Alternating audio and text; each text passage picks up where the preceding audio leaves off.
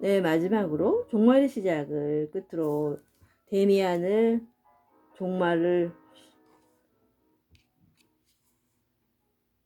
해야겠죠? 여러분 그동안 수고 많으셨어요. 그럼 다시 읽어갈게요. 여름 학기에도 HC에 머무르고 싶다는 나의 뜻은 관철되었다. 데미안과 나는 집안에 있는 대신 집안 시간이 날 때마다 시내가의 정원에 나 있었다. 시름이 완전히 진 일본인은 가버렸고 톨스토이 신봉제도 나오지 않았다. 데미안에게 할 말이 한필 있었는데 그는 매일같이 말을 탔다. 나는 자주 에바 부인과 단둘이 있었다. 이따금 나는 내 생활이 얼마나 평화로워졌는지를 떠올리고 깜짝 놀랐다. 나는 너무나 오랫동안 혼자인 것에 자신을 부정하는 일에 고통과 맹렬히 싸우는 데 익숙해져 있었으므로 HC에서 지낸 몇 개월이 마치 아름답고 유쾌한 환경에서 안락하고 황홀하게 지내도록 허락된 마법의 섬에서 사는 꿈 같았다.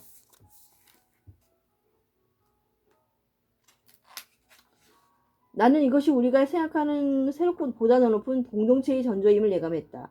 그러나 이 행복감에도 깊은 비애가 엄습했으니 이 생활이 오래 지속될 수 없음을 잘 알았기 때문이다. 나는 풍요와 안락 속에서 숨쉬도록 타고나지 않았다. 내겐 고뇌와 강분이 더 필요했다. 어느 날이고 나는 이 아름다운 사랑의 꿈에서 깨어 고독과 싸움만 있는 아무런 평화도 공존도 없는 타인들의 차가운 세계 속에 다시금 혼자 서게 되리라는 것을 절실히 느꼈다. 그런 생각을 한 뒤부터 나는 아직 나의 운명이 아름답고 고요한 풍경 속에 머무름을 기뻐하며 갑절의 애정으로 에바 부인이 옆을 떠나지 않았다. 여름은 빠르고 순탄하게 지나갔다. 학기가 거의 끝나서 이별이 목전에 다가 있었지만 나는 이별의 생각조차 하지 않으려 두면서 그저 꿀이 있는 곳에 나비가 집중하듯이 그렇게 아름다운 날들에 집중하고 있었다. 행복의 시절이었고 내 인생의 최초의 충족이었으며 공동체의 가입이었다. 다음에도 무슨 일이 올 것인가? 나는 또다시 싸우고 동료에 괴로워하고 꿈을 꿀 것이며 고독해지겠지?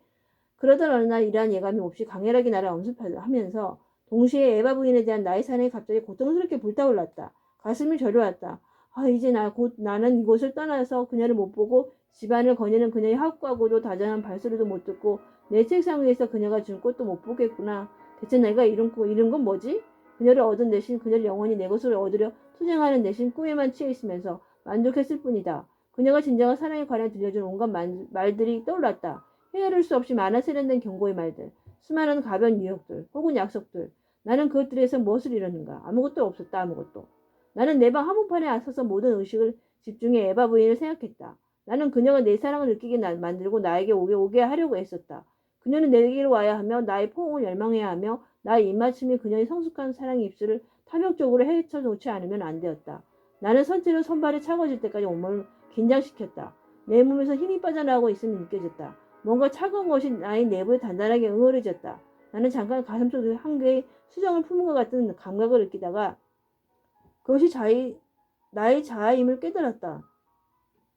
냉기가 가슴까지 올라왔다. 그 무서운 긴장에서 깨어나자 나는 뭔가 오고 있음을 느꼈다. 나는 죽도록 피곤했지만 불타오르는 황홀하게 에바 부인이 방으로 들어오는 것을 바라볼 준비가 되어 있었다. 그때 길에서 말발굽 소리가 울렸다. 아주 가까이서 요란스럽게 들리더니 갑자기 멈췄다. 창가로 뛰어가니 데미안이 말에서 내리는 것이 보였다. 나는 아래로 내려갔다. 무슨 일이야 데미안? 설마 어머니께 무슨 일이 생긴 건 아니겠지? 그는 내 말을 거의 듣고 싶지 않았다. 그는 매우 창백했고 땀이 이마에서 양쪽 볼 위로 흘러내리고 있었다. 그는 잔뜩 열이 오른 말이 고삐를 정원이 울타리에 메고는 내 팔을 잡아 끌었다. 소식 들었어? 나는 아무것도 몰랐다. 데미안은 나의 팔을 꽉 눌러주고 어둡고 연민에 찬 이상한 시선으로 나를 바라보았다. 그래 시작됐어. 너도 러시아의 긴장 상황은 알고 있었겠지? 뭐? 전쟁이 일어났다는 거야? 정말로 일어날 거라는 생각은 안 했는데. 주변에 아무도 없었지만 그는 아주 낮은 어조로 말했다. 아직 정식으로 선전포고는 한 건 아니야. 하지만 전쟁이야. 내 말을 믿어. 나는 그날 이후로 이 문제로 너를 괴롭히지 않았지. 하지만 나는 그때부터 세 차례나 새로운 징조를 보았어. 그러니까 그게 세계의 종말로 지진도 혁명도 아니고 전쟁이었던 거야. 너는 이 사태가 어떤 결과를 초래할지 알겠지? 사람들은 기뻐할 거야. 지금도 벌써 전쟁의 예감만으로도 기뻐서 어쩔 줄 몰라 하는 사람들도 있어.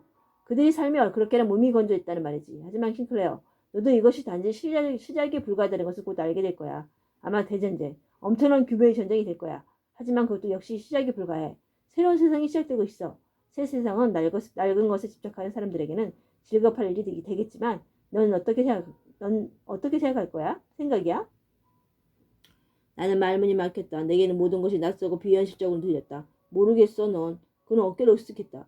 동원력이 떨어지면 곧 입다일 거야. 나는 소위거든. 내가 소위라고? 전혀 몰랐어. 그렇겠지. 나의 적응 방식이거든. 너도 잘 알겠지만 나는 다른 사람이 눈에 뜨기를 무척 싫어하면서도 언제나 올바르기 위해서 좀 과다하게 행동하잖아. 나는 일주일 내로 전쟁터에 올 것 같아. 전쟁터에 갈 것 같아. 아, 이런. 지금 감성적이 돼서는 안 돼. 물론 애기도 살아있는 사람에게 발포를 명하는 일은 조금도 재미나지 않을 거야. 하지만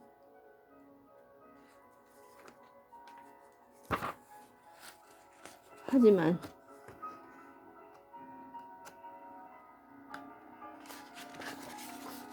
이건 부차적인 문제에 불과해. 이제 우리들 모두는 커다란 수레바퀴 속으로 휩쓸려 들어갈 거야. 너도 마찬가지겠지? 너도 분명 징집당하겠지. 그럼 너희 어머니는? 데미안. 이제 비로소 나는 불과 15분 전에 있었던 일을 상기했다. 세상은 얼마나 변해버렸는가. 감미롭게 그저없던 영상을 불러일으키려고 나는 온 영혼을 모았는데 지금은 운명이 새로이 위협적이고 무서운 가면지에서 나를 노려보았다. 어머니는 아무 걱정할 필요가 없어. 어머니는 오늘 이 세상에 어느 누구보다 안전하실 거니까. 넌 우리 어머니를 그렇게 깊이 사랑하는 거야? 너도 알고 있었어? 그는 밝고 아주 활달하게 웃었다. 이 어린 친구야, 당연히 알고 있었지. 우리 어머니 사랑하는 이들이 에바 부인이라고 부르거든. 그런데 무슨 일이야? 내가 오늘 어머니는 나를 부르는 게 맞지? 응, 에바 부인을 불렀어. 어머니가 그걸 감지하셨어. 갑자기 나더러 내게 가봐달라고 부탁하시더군. 그때 내가 막 러시아 소식을 이야기하던 참이었어. 우린 되돌아서 걸었고 이미 할 말이 거의 남지 않았다. 그는 자신이 말에 다시 올라타서 돌아갔다. 이진이 내 방에 들어와서야 비로소 난 데미안이 전해준 소식으로 인해 그 이전의 긴장으로 인해 내가 얼마나 기진맥진한가를 느꼈다. 하지만 에바 부인이 내가 부리는 소리가 늘 들었다. 나는 내면이 생각만으로 그녀에게 도달했던 것이다. 그녀가 직접 와주었더라면, 하지만 오지 않았다 해도 이 모든 것은 얼마나 귀한 일인가. 그리고 얼마나 아름다운 일인가. 이제는 이 전쟁이 일어났다. 우리가 자주 이야기했던 바로 그 일이 시작되리라.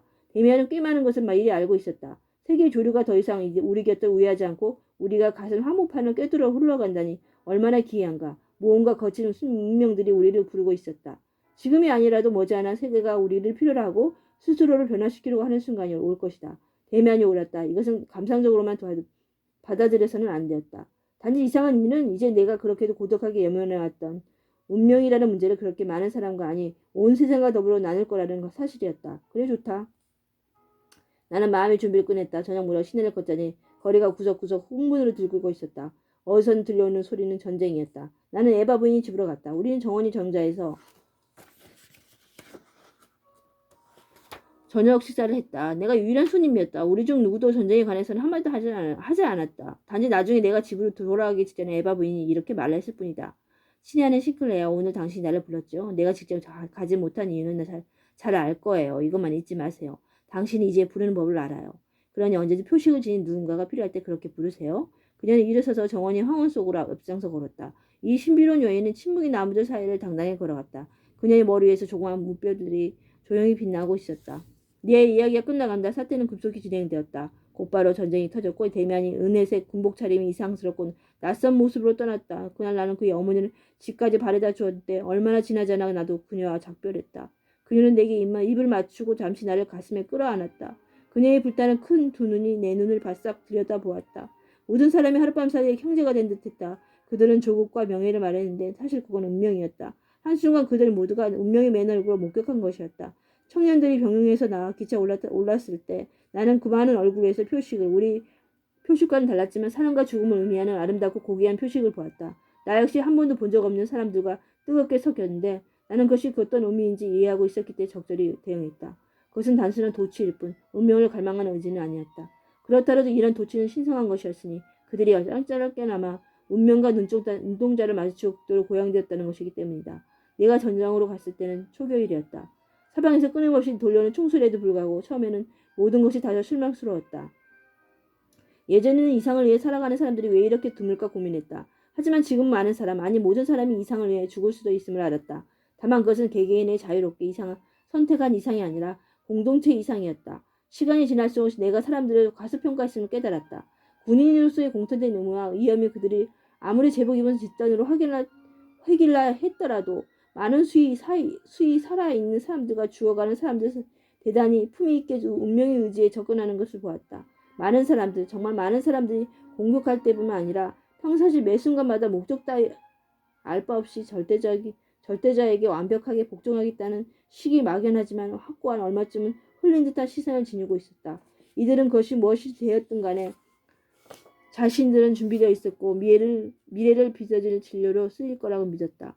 세계가 전쟁이나 영웅주의, 명예 등이 낡아빠진 이상들을 완강히 고집할수록 진짜 인류의 속삭임은 더 멀어지고 비현실적으로 들렸다. 그저 껍데기에 불과해지고 전쟁이 외면적이고 정치적인 목적을 물어봐야 얄팍한 대답만 나올 뿐이었다. 저 깊숙한 곳에서 뭔가가 형성되고 있었다. 새로운 인류에 가까운 무언. 나는 많은 그들 중 대다수는 내 옆에서 죽었지만 증오와 분노와 사륙과 말살 등은 대상들과는 관계가 없음을 예리하게 깨닫기 시작했다. 아니 목적이든 대상이든 철저하게 우연이었다. 가장 원초적이고 과격하고 감정들조차 적을 향한 것이 아니었다. 그 피린내 나는 행위는 새롭게 태어나기 위해 미쳐 날뛰고 죽이고 말살하고 스스로 죽어버리는 분열된 한쪽 영혼에서 발산되는 것일 뿐이었다. 거대한 새가 아래에서 나오려고 발버둥 쳤다. 알은 세계고 세계에는 산산이 부서져야 했다. 어느 이른 봄이 깊은 밤 나는 우리가 점령한 농가 앞에서 보초를 섰다. 맥없는 바람이 우울하게 간간히 불었고 플랑드로 지방의 높은 하늘엔 구름덩이가 흘러내리고 있었다.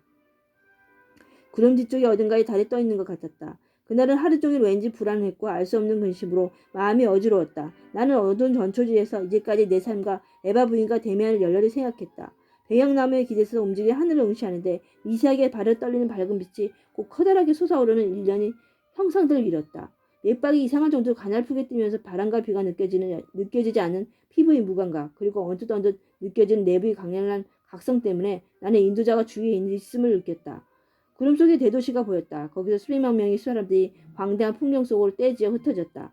그들이 항복한 신의 모습을 한 강력자가 나타났다. 산맥처럼 거대하고 머리카락에서 별들이 반짝였으며 에바 부인같이 표정을 지녔다. 사람들이 대열이 커다란 동굴로 들어가듯 여신에게 삼켜졌다. 땅바닥에 웅크리고 앉은 여신의 이마에서 표식이 빛났다. 여신은 어떤 꿈에 지배당하고 있는 것처럼 두 눈을 감았고 얼굴이 고통을 일그러졌다. 갑자기 그녀가 비명을 질렀다. 그러자 이마에서 수많은 반짝이는 별들이 튀어나와서 멋진 활모양과 반원을 그리며 검은 하늘로 날아올라갔다. 그 별들 가운데 하나가 날카로운 소리를 내면서 곧장 나를 향해 날아왔다. 마치 나를 찾아오는 것 같았다. 그러더니 굉음을 내며 수천 조각이 불꽃으로 쪼개져서 나를 솟구쳐 올려갔다가 땅으로 내동댕이 쳤다. 우리와 같은 소리를 내면서 세계가 내 위에 무너져 내렸다. 나는 배경나무 근처에서 흙과 상처로 뒤덮인 채로 발견되었다. 나는 지하실에 누워서 포탄이 머리 위에서 우르렁거리는 소리를 들었다. 나는 화물차 안에 누워서 황망한 벌판 위를 덜거덕거리며 지나갔다. 나는 되게 자거나 혼수 상태였다. 하지만 깊이 잠들면 잠들수록 뭔가가 나를 끌어당기고 있으며 내가 그 힘을 따라하고 있음이 강렬하게 느껴졌다. 나는 마구간이 집더미 위에 누워 있었다. 몹시 어두운 누군가가 내 손을 밟고 지나갔다. 그런데 나의 내심은 계속 가기를 원했고 더 강하게 끌렸다. 나는 다시 차 안에 누워 있었고 그 후에는 들것이 사다리인지 누워 있었다. 점점 더 강력하게 어딘가로 가라는 명령을 느꼈고 나중에는 그곳에 가야만 한다는 절벽감만 남았다. 드디어 나는 목적지에 도달했다. 밤이었고 의식은 또렷했다. 그 순간에 마음속에 강렬한 끌림과 절벽감을 느꼈다. 기다라는 홀바닥에 침상에 누워서 바로 이곳이 부름받은 장소임을 알았다. 사방을 둘러보았다. 내 매트리스의 바로 옆에 다른 매트리스가 있었고 그 위에서 누군가 몸을 굽혀 나를 바라보았다. 이마에 표식이 있었다. 막스데미안이었다. 나는 말을 할 수가 없었다. 그도 말을 할 수가 없었거나 하려고 하지 않았다. 그저 나를 바라볼 뿐이었다. 그의 머리 벽에 걸린 등불이 그의 얼굴을 비쳤다. 그는 미소 지었다. 영혼처럼 긴 시간 동안 그는 내 두 눈만 들여다보았다. 그의 얼굴이 천천히 내게로 왔다. 그의 얼굴이 맞닿았다. 싱클레어. 그가 속삭였다. 나는 눈으로 그의 말을 알아들었다는 신호를 보냈다. 그가 거의 동정에 가까운 미소를 지었다. 꼬마. 그가 웃었다. 이제 입술이 거의 닿았다. 그가 나즈키 말을 계속했다. 프란츠 크로모 기억나니? 나는 그에게 눈을 깜빡였다. 미소도 지을 수 있었다. 코마 싱클레어 들어봐. 나는 떠나야 해. 자네는 아마 언젠가 나를 다시 필요로 하겠지? 크로모나 그 밖에 일 때문에 말이야. 그때 내가 나를 불러도 내가 말이든 기차든 되든지 막 타고는 올 수는 없어. 그때 너는 내 면에 귀를 기울여야 해. 그러면 내가 이미 너와 함께 있음을 알게 될 거야. 알겠지? 그리고 또 하나 에바 부인이 부탁했어. 만약 내가 언젠가 나쁜 처지에 처하면 그녀가 나에게 보낸 이마침을 너에게 전해주라고 말이야. 눈을 감아 싱클레어. 나는 수순히 눈을 감았다. 그치지 않고 쉴 새 없이 피가 조금 후루씩 흐르는 내 입술 위에 그가 가볍게 입맞추는 것을 느꼈다. 나는 잠이 들었다. 다음날 아침 누군가가 붕대를 감아야 한다면서 깨웠다. 마침내 잠에서 완전히 깨자 나는 재빨리 옆에 매트리스를 보았다. 내가 한 번도 본 적이 없는 낯선 이가 누워 있었다. 붕대를 감은 것은 몹시 아팠다. 그 위에 내게 일어났던 모든 일이 아팠다. 그러나 가끔 열쇠를 발견해서 내 자신 깊은 곳으로 어두운 거울 속으로 운명의 형상들이 졸고 있는 곳으로 내려가면 그 어두운 거울 위로 몸을 굽혀 내 모습을 비춰보았다. 얘는 완전히 내 친구, 나의 인도자인 그와 똑같이 닮은 모습이다. 드디어 끝났습니다. 헤르만 헤세 데미안이 끝났고요. 여러분 그동안 수고 많으셨어요. 읽어주셔서. 제가 글을 너무 빨리 읽어가지고 여러분도 힘이 드셨을 거예요. 듣자니. 그래도 갑자기 조금 먹먹함이 느껴지네요. 끝나니까. 역시 친구는 위대해요. 남자들이 그런 의리 같은 그 우정은 정말 못 따라가는 것 같아요. 여자들도 그런 의리가 있었으면 좋겠는데 여자하고 남자하고는 역시 틀린가 봐요. 성적으로는 아무래도 틀리니까. 데미안은 정말 그런 친구는 정말 든든한 친구인 것 같아요. 데미안 같은 친구가 되기를.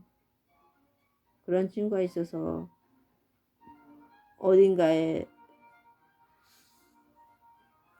그래서 친구란 좋은 거예요.